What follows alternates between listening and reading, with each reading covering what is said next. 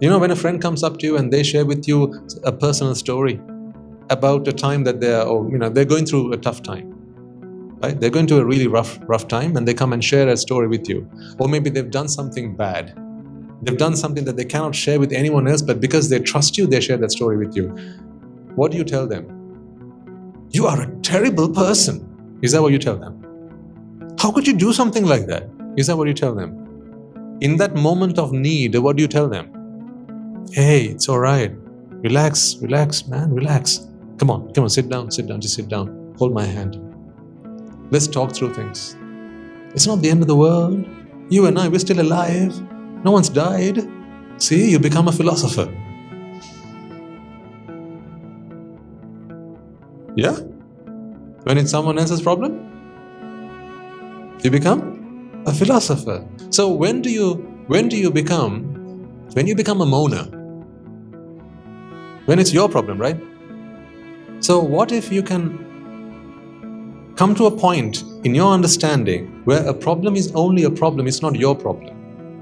Then you all become philosophers.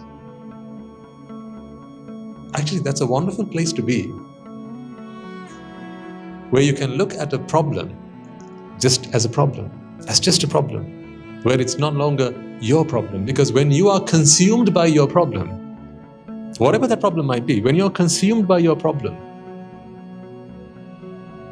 then you become emotionally entangled with that. And then it's just a whole mess. You don't know where to begin. Ring a bell? Yeah?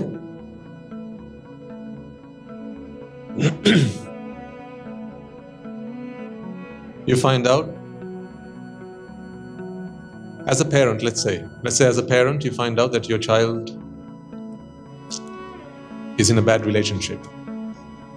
You would never approve of it, and they've got themselves into a relationship. So you're the father, your daughter's got herself into a relationship, and you don't approve of it one bit, because you know that guy, he's a bad man. He's got a bad reputation. Everybody knows that he's this kind of person. He's a womanizer. But your daughter's fallen for him. Now there's a problem. You can make it your problem if you want, but then you cannot be philosophical about it. Then you become emotional about it. And then you do more harm to your daughter than that man does himself. Because you see, when your daughter, if you give your daughter good advice, she can live her life, the rest of her life, without that man. That she can come to terms with. But what if you say something that's going to hurt her and scar her for the rest of her life? I don't think that she could live without her father. But sometimes that's what people do when they're too hasty. They say things, they do things that ends up doing more harm to your loved ones than what you're trying to save them from. That's no good, is it? But then when you become emotional about a problem, you get too entangled with it, it consumes you.